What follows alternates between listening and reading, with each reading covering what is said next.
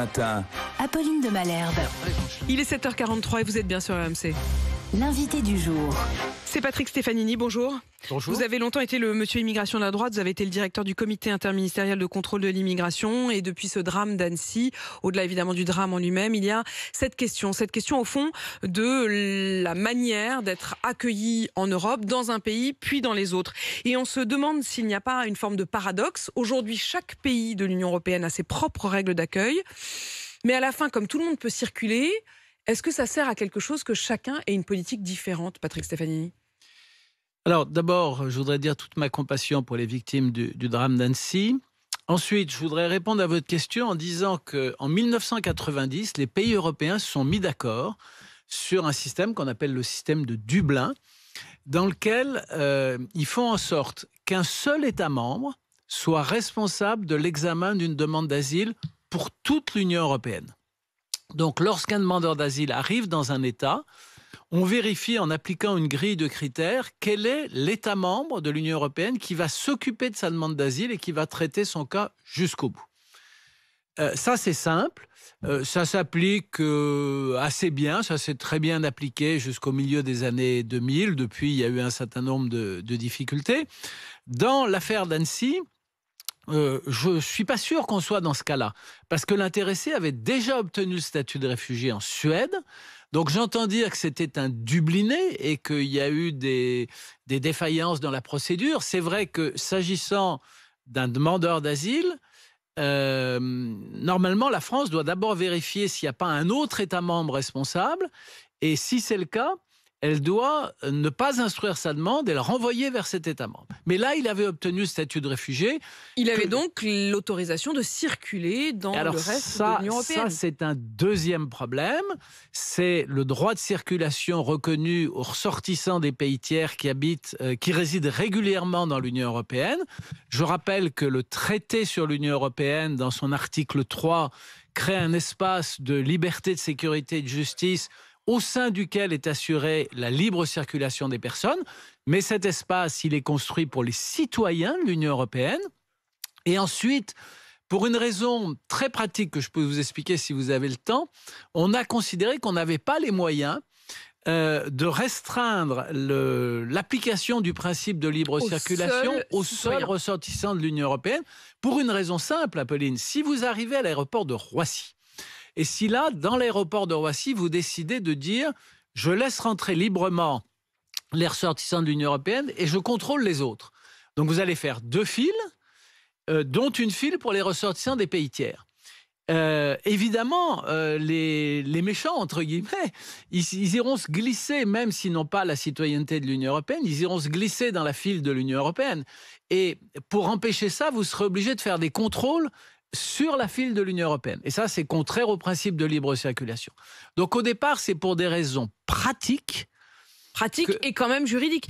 Et en partie idéologiques qu'on a étendu la libre circulation à tous les ressortissants des pays tiers. Tant qu'il y aura une différence dans les critères d'obtention de l'asile par pays, il y aura cette espèce de paradoxe où en effet chaque pays a le sentiment d'avoir une propre politique d'accueil. Je suis pas Est-ce qu'il ne faut pas aller vers une harmonisation ? Mais d'abord, l'accord de Dublin jette les premières pierres de l'harmonisation. Depuis, il y a eu cette réunion jeudi au Luxembourg, le ministre de l'Intérieur. Elle ouvre des perspectives très intéressantes de mon point de vue. Je suis prudent, je ne dispose pas des textes qui ont été adoptés. Je n'ai travaillé que sur des dépêches de presse, mais il y a 3 sujets qui ont été abordés. Et pour la première fois, l'Union européenne a décidé, au niveau des ministres, il faudra que tout ça soit confirmé au niveau du Parlement européen, mais a décidé de mettre en place un mécanisme d'examen des demandes d'asile à la frontière. Et ce mécanisme... Avant d'entrer sur le territoire européen. Avant d'entrer sur le territoire, parce que Édouard Philippe, dans son interview de l'Express, emploie une expression que j'avais moi-même employée dans mon livre. Il parle de l'immigration du fait accompli. Ce que ne supportent pas nos concitoyens aujourd'hui, c'est qu'ils ont le sentiment qu'à travers la mécanique de la demande d'asile, vous avez des ressortissants étrangers qui mettent le pied en Europe Ils invoquent la Convention de Genève, ils invoquent le droit d'asile, ça leur permet de pénétrer sur nos territoires et ensuite, au fond, quel que soit le sort réservé à leur demande d'asile, ils se maintiennent sur notre territoire. Donc on peut parler de fait accompli. Organiser l'examen des demandes d'asile à la frontière, c'est rompre avec cette mécanique infernale du fait accompli, c'est se donner les moyens de retrouver une véritable souveraineté en matière migratoire. Et je considère donc que l'accord entre ministres intervenu à Luxembourg jeudi dernier est un accord très important. Alors, il ne concerne qu'une partie des demandeurs d'asile. Les ministres ont pris soin de préciser... Ceux pour lesquels l'accord serait le moins évident. Voilà, ceux pour lesquels le taux de reconnaissance de la qualité de réfugié en moyenne en Europe est faible, inférieur à 20%. Donc ça ne va pas concerner des gens qui viennent de pays... Vous seriez favorable à ce que ce soit systématique pour tout demandeur d'asile de faire la demande avant d'arriver sur le sol européen? Absolument. Et la France applique déjà une procédure d'examen de la demande d'asile à la frontière depuis très très longtemps.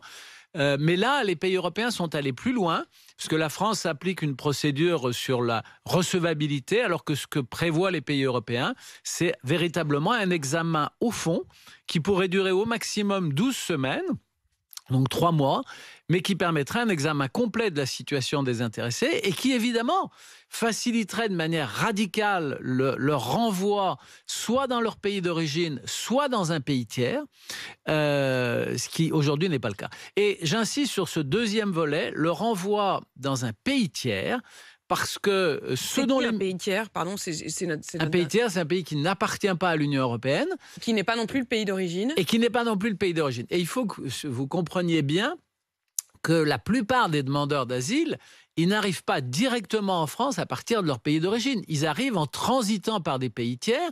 Si ces pays tiers sont des pays signataires de la Convention de Genève, on peut les regarder comme des pays tiers sûrs. Et à partir de ce moment-là, la question qui se pose, c'est pourquoi est-ce que les intéressés, les demandeurs d'asile, n'ont pas fait instruire leurs demandes dans ces pays qui sont des pays signataires de la Convention de Genève. Et les ministres européens à Luxembourg se sont posé la bonne question, à savoir, est-ce qu'on ne peut pas renvoyer ces demandeurs d'asile sans examiner leur demande, donc leur demande va être considérée comme irrecevable, parce qu'ils sont passés par un pays de transit sûr, dans lequel ils auraient pu déposer leur demande. Et dans lequel il n'y aurait pas de danger. C'est toujours, Apolline de Malherbe, c'est toujours la même idée. L'asile à la frontière ou le pays tiers sûr, c'est la même idée. C'est l'idée que on ne laisse pas des demandeurs d'asile pénétrer irrégulièrement sur notre territoire parce qu'ensuite c'est trop tard. J'ajoute un petit bémol quand même. Dans la Constitution française, dans le préambule de notre Constitution, le préambule de la Constitution de 1946, mais qui fait partie de notre ordre constitutionnel, il y a une disposition en faveur de ce qu'on appelle les combattants de la liberté. Cette disposition dit « Tout homme persécuté en raison de son action en faveur de la liberté a droit d'asile sur les territoires de la République ». Cette disposition peut poser à la France un problème pour l'application du système du pays tiers sûr. Parce qu'effectivement, elle devient contradictoire. Merci en tout cas, Patrick Stefanini, d'avoir vraiment précisément fait le point. On a bien compris que pour vous, ce qui s'était passé jeudi au Luxembourg est une avancée. Je poserai aussi la question tout à l'heure à Thierry Breton, le commissaire européen, qui sera mon invité à 8h30. Et je signale votre livre, Patrick Stefanini, Immigration, les réalités qu'on nous cache. Il est 7h52 sur RMC. RMC jusqu'à 9h.